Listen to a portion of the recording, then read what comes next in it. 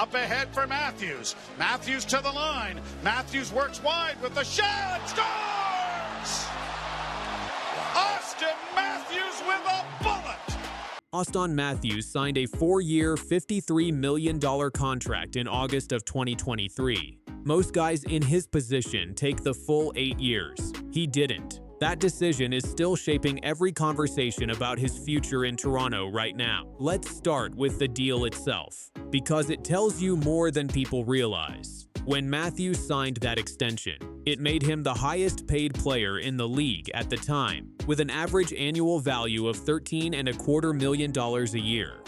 But the number wasn't the story. The length was. He could have taken 8 years. Full security, long-term commitment, done. Instead, he took 4. And according to hockey insider James Mirtle, that wasn't a coincidence. It's not like he committed for 8 years. The 4-year deal, it's about putting the Leafs on the clock. When he signed that contract, there was smoke around how committed is he long-term. Him signing 4 years was saying, I don't know. Think about what that actually means. A player of Matthews' caliber, sitting at the center of a franchise, chose to leave the door open. Not slammed shut, not locked forever, just open. That's a message to the organization as much as it is a contract term. 2 seasons remain on that deal right now, which means the Maple Leafs don't have forever to figure this out. Every decision this front office makes over the next 2 years gets evaluated through that lens, whether they say it out loud or not. Now here's where it gets complicated. The Maple Leafs missed the playoffs for the first time since 2016. A team built around Matthews, with real expectations attached to it, finished at the bottom of the Atlantic Division. Matthews himself didn't have a clean year either. He played 60 games, put up 27 goals and 26 assists, respectable numbers by most standards, but not the numbers people are used to seeing from him. Then a knee injury ended his season early, a torn MCL that kept him out for the stretch run entirely. That combination, a missed playoff spot, a shortened season, and a contract that's ticking down, is exactly why his name started showing up in trade conversations. Insider Chris Johnston addressed that directly, and his conclusion was pretty blunt about how any move would actually play out for Toronto. Even coming off 2 frustrating seasons where he battled injuries and failed to score at previous intergalactic rates, it's impossible to concoct a scenario where the Leafs would be better off without him. That's the reality check here. Yes, the questions are fair. Yes, the contract length invites them. But the idea that trading a former Hart Trophy winner and franchise scoring leader somehow makes this team better doesn't hold up under any real scrutiny.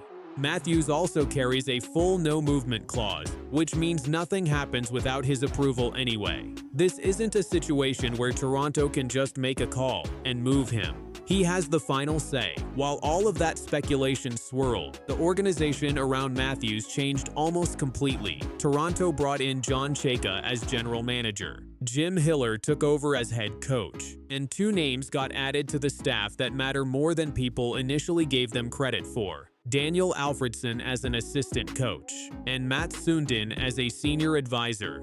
That second addition is worth sitting on for a second. Sundin captained this exact franchise for over a decade. He knows what it's like to carry the weight of leading the Maple Leafs in a market where every mistake gets dissected. Hockey analyst Pierre Maguire made a point of highlighting just how valuable that connection could be going forward. Matt Sundin's coming in and brings instantaneous street cred with all those players because he was the captain of the Toronto Maple Leafs. He has had successful years in the National Hockey League. Maguire went a step further, suggesting that Sundin's presence gives Matthews someone to actually lean on if things get difficult during the season. If there needs to be some fine-tuning over the course of the year, I'm willing to bet there'll be more than 1 or 2 dinners between Matt Sundin and Auston Matthews if there are any issues that Auston's experiencing. That's not a small thing. Matthews has never been an especially vocal leader. Having someone in the building who's lived through the exact same pressure, in the exact same city, wearing the exact same jersey, changes the support system around him in a way that a coaching change alone never could. Speaking of leadership, this is where things get interesting, because Matthews has barely said a word publicly all offseason. And people are starting to notice that silence isn't a bad thing. On a recent podcast appearance, host Kyle Andrew broke down exactly why Matthews staying quiet during a summer full of front office turnover might actually be the smartest move he could make. He's not a very vocal captain, but I think he's handled things very well this offseason. From the perspective of keeping relatively quiet and letting this new management group do their thing. Andrew pointed to one specific moment that stood out, a video message Matthews recorded to welcome first overall draft pick Gavin McKenna to the organization. Small gesture, but it said something about how Matthews is choosing to lead right now. He's doing, perhaps, the right things by, at this point, not being very vocal. Not that he's a super vocal captain to begin with, but that's not always necessary. I think you can provide leadership through understanding and patience, and he may have done exactly that this offseason. That's a different kind of captaincy than what people usually picture.